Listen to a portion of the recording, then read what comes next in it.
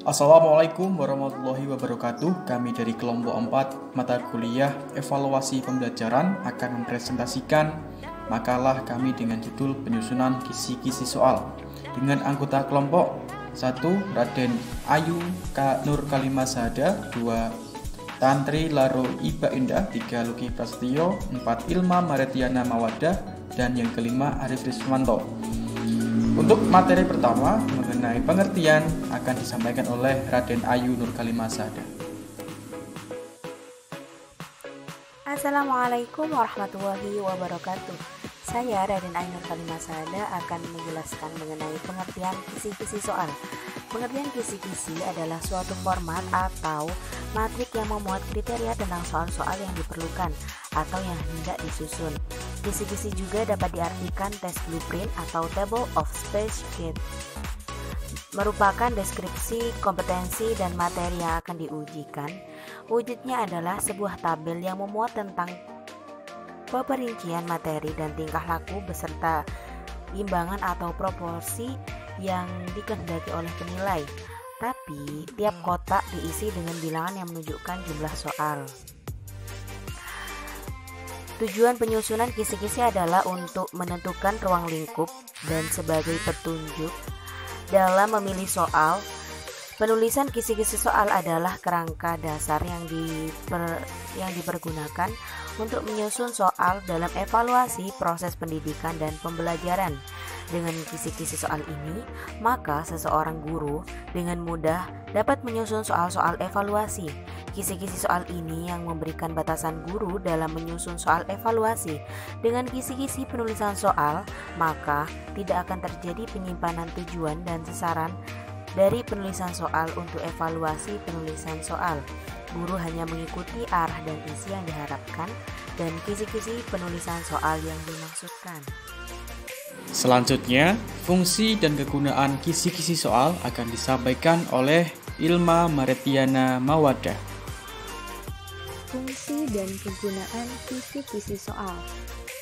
Menurut Surya Brata, penyusunan kisi-kisi soal memiliki fungsi untuk merumuskan setepat mungkin ruang lingkup dan tekanan tes atau ujian, serta bagian-bagiannya, sehingga perumusan tersebut dapat menjadi petunjuk yang efektif bagi penyusunan tes atau soal tersebut. Selain itu, fungsi dan kegunaan kisi-kisi soal antara lain: 1. Panduan atau pedoman penulisan soal yang akan disusun. Pedoman penulisan soal merupakan aspek terpenting saat guru hendak memberikan soal kepada siswa. Pedoman tersebut akan menjadi acuan bagi guru dalam penulisan soal sehingga akan memudahkan dalam pembuatan soal. Penulisan soal akan menghasilkan soal-soal yang sesuai dengan tujuan tes. Yang kedua, tes merupakan bahan evaluasi guru terhadap keberhasilan peserta didik dalam pembelajaran yang disampaikan. Guru dalam mengevaluasi peserta didik akan memberikan soal tes evaluasi yang bermacam-macam, sesuai dengan tujuan pencapaian evaluasi terhadap pembelajaran tertentu. Dalam pembuatan soal yang menggunakan kisi-kisi, penulis akan menghasilkan soal-soal yang sesuai dengan tujuan tes. Yang ketiga, penulis soal akan menghasilkan soal-soal yang sesuai dengan tujuan tes. Tes merupakan bahan evaluasi terhadap keberhasilan peserta didik dalam pembelajaran yang disampaikan. Guru dalam mengevaluasi peserta didik akan memberikan soal tes evaluasi yang bermacam-macam sesuai dengan tujuan pencapaian evaluasi terhadap pembelajaran tertentu. Dalam pembuatan soal yang menggunakan kisi-kisi, penulis akan menghasilkan soal-soal yang sesuai dengan tujuan tes. Yang keempat, penulis soal yang berbeda akan menghasilkan perangkat soal yang relatif sama dari segi tingkat kedalamannya atau segi cakupan materi yang ditanyakan. Penulisan kisi-kisi berfungsi untuk menyelaraskan perangkat soal sehingga hal ini juga akan mempermudah dalam proses evaluasi. Kisi-kisi yang baik harus memenuhi persyaratan sebagai berikut. Yang pertama, Kisi-kisi harus dapat mewakili isi silabus atau kurikulum atau materi yang telah diajarkan secara tepat dan proporsional. Yang kedua, komponen-komponennya jelas, rinci, dan mudah dipahami. Yang ketiga, soal-soalnya dapat dibuat sesuai dengan indikator dan bentuk soal yang ditetapkan. Selanjutnya, komponen kisi-kisi soal akan disampaikan oleh Tantri Laro Iba Indah. Poin C, komponen kisi-kisi soal. Komponen-komponen yang diperlukan dalam sebuah kisi-kisi disesuaikan dengan tujuan tes.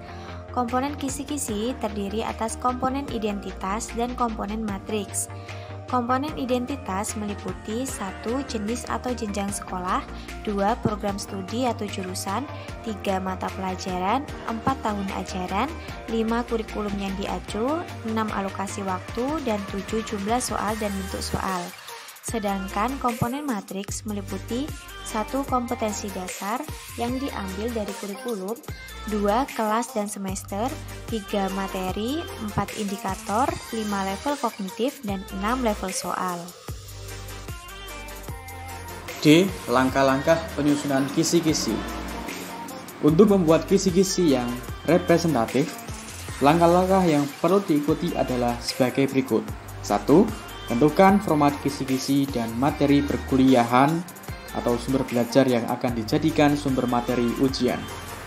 Yang kedua, tentukan konsep-konsep keilmuan yang penting dan hendak diujikan serta sub-sub bagiannya.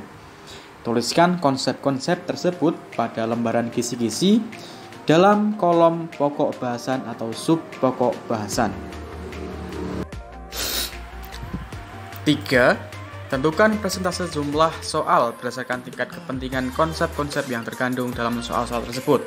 Yang keempat, tentukan jenjang kemampuan berpikir C1, C2, C3, C4, C5, dan C6 pada setiap konsep. Ragam soal yang akan digunakan. Nah, dalam menentukan ragam soal yang perlu diperhatikan adalah kesesuaian ragam soal dengan konsep yang diujikan. 5. Tentukan butir soal. Jumlah tersebut disesuaikan dengan lama ujian dari ragam soal yang digunakan. Yang terakhir, distribusikan jumlah soal dari langkah nomor 6 dan langkah nomor 4 dan 5. Adapun langkah-langkah penyusunan kisi-kisi untuk menentukan proporsi materi dan kompetensi adalah sebagai berikut. 1. Mengidentifikasi pokok-pokok materi yang akan diujikan dengan memberikan imbangan bobot untuk masing-masing bahasan. 2. Mengidentifikasi tingkatan ranah kognitif yang termuat dalam rumusan indikator dan memberikan imbangan bobot untuk masing-masing tingkatan ranah. Yang ketiga, memasukkan ranah dan pokok-pokok materi yang telah teridentifikasi ke dalam tabel spesifikasi. 4. Memperinci banyaknya butir soal dalam setiap pokok materi dan ranah yang akan dicapai. 5. Pemilihan bentuk tes. Pemilihan ini didasarkan pada beberapa faktor seperti tujuan tes, jumlah peserta tes, waktu yang tersedia untuk memberikan lembar jawaban tes, cakupan materi tes, dan karakteristik mata pelajaran yang diujikan. Yang keenam, panjang tes. Yang dimaksud dalam hal ini adalah jumlah soal yang akan diujikan dalam satu ujian. Ada 3 hal utama yang perlu diperhatikan dalam menentukan jumlah soal yang diujikan, yaitu bobot masing-masing bagian yang telah ditentukan dalam kisi-kisi, keandalan dan keinginan, keandalan yang diinginkan, dan waktu yang tersedia. Terakhir, format atau contoh kisi-kisi mata pelajaran Bahasa Indonesia akan disampaikan oleh Arif Rismanto. Baik, selanjutnya di sini ada format atau contoh kisi-kisi. Format atau contoh kisi-kisi harus disesuaikan dengan komponen-komponen penyusunan kisi-kisi di atas. Berikut ini merupakan contoh dari kisi-kisi soal penilaian akhir semester mata pelajaran Bahasa Indonesia kelas 7. Kisi-kisi penilaian akhir semester SMPN 1 Lintang Agung. Ini adalah bagian judulnya. Kemudian ada mata pelajarannya Bahasa Indonesia, ada kelasnya di sini kelas 7, kurikulumnya memakai kurikulum ke-13. Kemudian lanjut ada tahun pelajarannya 2021 sampai 2022. Selanjutnya di tabel di sini ada beberapa kolom. Kolom pertama ini ada kolom nomor, kemudian ada kompetensi dasar, ada materi, indikator soal, level kognitif, bentuk soal, nomor soal, dan skor. Nomor 1 atau kompetensi dasar 3.1 mengidentifikasi informasi dalam teks deskripsi tentang objek, sekolah, tempat wisata, tempat bersejarah, dan suasana aktivitas seni daerah yang didengar dan dibaca. Di sini materinya menentukan ciri, isi, dan tujuan teks deskripsi. Di sini ada 4 indikator soal. Yang pertama dapat menentukan teks deskripsi, dapat menentukan objek teks deskripsi, dapat menemukan isi informasi dari teks deskripsi, dan dapat menentukan objek teks deskripsi. Kemudian level kognitifnya L3, L3, L2, dan L3. Kemudian bentuk soalnya ini PG semua atau pilihan ganda. Kemudian nomor soalnya untuk kompetensi dasar 3.1 ini nomor soalnya nomor 1 sampai dengan nomor 4. Kemudian skornya 2, 2, dan 2 semua. Lanjut di nomor 2, atau kompetensi dasar 3.2 ini menelaah struktur dan unsur kebahasaan dari teks deskripsi tentang objek, sekolah, tempat wisata, tempat bersejarah, dan suasana pentas seni daerah yang didengar dan dibaca. Di sini materinya menelaah struktur dan bahasa teks deskripsi.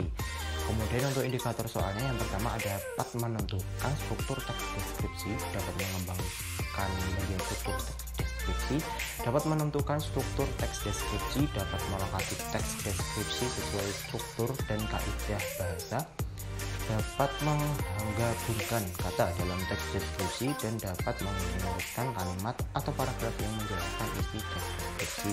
Di sini bentuk soalnya sama, yakni pilihan ganda. Kemudian untuk nomor soalnya di sini lanjut dari nomor 1 tadi, yakni nomor 5 sampai dengan nomor 10. Dan untuk skornya 2 tetap sama. Sekian dari saya, terima kasih. Demikian materi yang dapat kelompok kami sampaikan tentang penyusunan kisi-kisi soal. Kita lanjutkan ke grup diskusi di WhatsApp. Jangan lupa like, comment, and subscribe.